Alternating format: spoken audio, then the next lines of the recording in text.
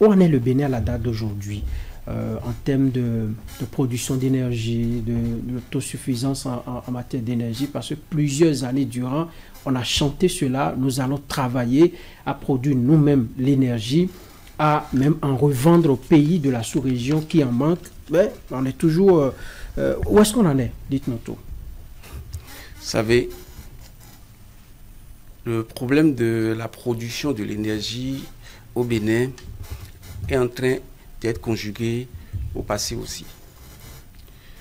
Votre question m'amène à vous dire un peu ce qui s'est passé. Un peu d'histoire. Un peu d'histoire. Je me rappelle en 1998, le Bénin connaissait parfois 3-4 jours de délestage. Donc les usines ne fonctionnaient pas. Les soudeurs ne peuvent pas travailler, etc., etc. Et en avril 1998, le gouvernement a décidé de passer aux choses sérieuses. Et il a été décidé de tout faire pour que, selon les déclarations du ministre qui nous vient à la télé, dit, bon, Béninois, calmez-vous. Il y avait une Coupe du Monde, je crois la Coupe du Monde 98 en France. Vous aurez de l'énergie, vous aurez du courant pour regarder les matchs. C'est-à-dire, ce ministre ne vient pas nous parler vous aurez de l'énergie pour tourner vos usines, que le soudeur puisse travailler. Non, c'est pour regarder les matchs. Qui vient gaillardement à la télé, nous avançons ça.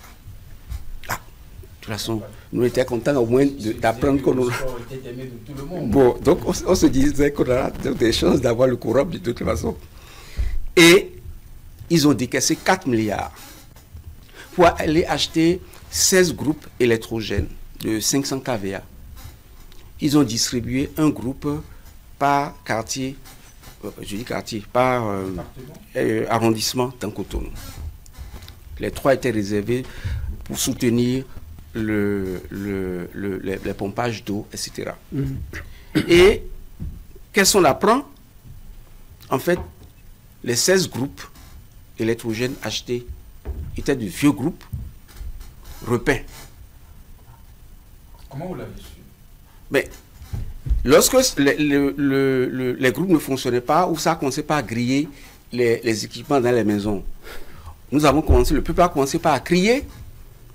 Et il y a un expert, c'était l'expert Chanvoydou, qui a été commis pour aller vérifier les groupes et qui a déclaré donc, que c'était des groupes usagers repeints. On a dû recourir par la suite à des locations de groupes auprès de Agrico. Vous devez vous souvenir de ça. Voilà des situations douloureuses et on a du mal à en parler. En 2007, qu'est-ce qui s'est passé? On est dans un autre régime. Il y a eu ce qu'on a appelé le Forum économique Bénin-Nigeria et au cours des préparatifs, des accords ont été conclus et je crois le 13 février, oui c'était ça, le 13 février 2007, on a pu mettre en place une interconnexion entre la CEB et la NEPA, qui est devenue TCN. On a fait l'inauguration, les 4 chefs d'État étaient là, à Sakété. Donc le courant produit par le Nigeria peut aller facilement vers le Ghana et vice-versa en passant par le Bénin et le Togo. C'était très bien. Et au cours de cet accord, le président Yahi Boni, qui était très proche du président nigérien Obasanjo, a pu conclure un accord qui permettait donc au Nigeria de fournir autour de 80 MW d'énergie au Bénin. À l'époque, on avait le besoin en énergie était un peu moins de 200 MW. Donc le fait d'avoir, il y avait la centrale d'Apapa qui fournissait autour de 16 MW. En temps, il y a une partie de grillé, ça ne pouvait fournir que 4 MW. Et le reste, selon le niveau d'eau au Ghana, à Kosombo, on en recevait. En temps, il y a eu la construction donc, du barrage de Nangbeto, qui produisait autour de 20 MW. Et on se partageait entre le Togo et le Bénin. Bref, les 80 MW que nous recevions du Nigeria, c'était un boom au cœur. Et on avait commencé par sentir qu'il y avait de moins en moins de délestage. Il se trouve que le président Obasanjo est parti. Il a été remplacé par Yar'Adua. Yahya n'avait pas les mêmes relations avec ce nouveau président qui, du jour au lendemain, décide de couper le courant au Bénin. Parce que le Nigeria a ses propres problèmes d'énergie. Et c'est comme ça que de 80 MW, d'abord on s'est retrouvé en une nuit.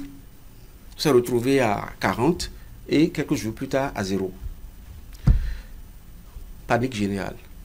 Le président Yahya décide de dire, bon, il faut penser à notre indépendance en matière d'énergie. Très belle décision. C'est ça l'histoire de Maria Gleta. On a acheté des turbines, enfin, théoriquement. C'était des LM 1500. Pourquoi théoriquement? Je vais m'expliquer. C'était des LM 1500 de General Electric. Et pour combler donc le besoin des 80 mégas, nous avons acheté 8 turbines de 10 MW. Donc, ce modèle de les LM 1500, ça a été fabriqué en 1960. Et c'est ça que nous sommes partis acheter en 2009. Et, chemin faisant, la production, le coût de production de l'électricité avec cette turbine-là, c'était de l'ordre de 280 francs. Production. Ça veut dire que à la consommation, on ne pouvait acheter ça, on ne pouvait pas acheter ça à moins de 350 francs, alors que à l'époque, le prix du kilowattheure pour le consommateur final était de l'ordre de 105 francs. Chemin faisant, on a découvert qu'en réalité, ce que nous avons acheté, ce n'était même pas les LM 1500. Ce que nous avons acheté, c'était plutôt des moteurs de vieux avions qui ont fait la guerre en 1940. Mais ouais, ça vous arrache également le sourire. Comment vous avez su tout cela? Laissez-moi finir. Oui. Donc, c'est plutôt des moteurs, je crois, ils appellent ça des J18, je crois, qu'ils ont mis dans les LM 1500 pour faire croire que c'était des LM 1500. Sachant que les LM 1500 étaient déjà très mauvais. Et nous les avons acquis à 40... ça tournait à faire de Maria Gleta, de Yahya Boni, c'était autour de 45 milliards. Or, vous devez vous demander, mais ça coûtait combien en réalité les LM 1500? Je ne parle même pas du trucage. Le prix réel d'abord. Le prix réel d'abord. C'est de l'ordre de $1 million. Qui équivaut à $1 million, bon, ça fait 600 millions. Fois 8, ça fait 4 milliards et quelques. Mais Yahya Boni a choisi de décaisser 45 milliards. Alors. Et pour vous édifier, au moment où on parlait de LM 1500 de General Electric, il existait déjà des modèles modernes. Exemple, les LM 6000. Les LM 6000, ça a été créé en 1995. Et une seule turbine pouvait fournir autour de 43 mégas d'énergie. Donc, il suffit d'en prendre 2 et le problème de 80 mégas est réglé. Qui était l'objectif recherché. C'était l'objectif recherché. Mais il se trouve que nous avons, malgré l'existence d'un modèle plus récent, plus efficace, nous avons préféré les vieux modèles. Et même si on devait acheter les LM 6000 de General Electric, le coût en CFA total,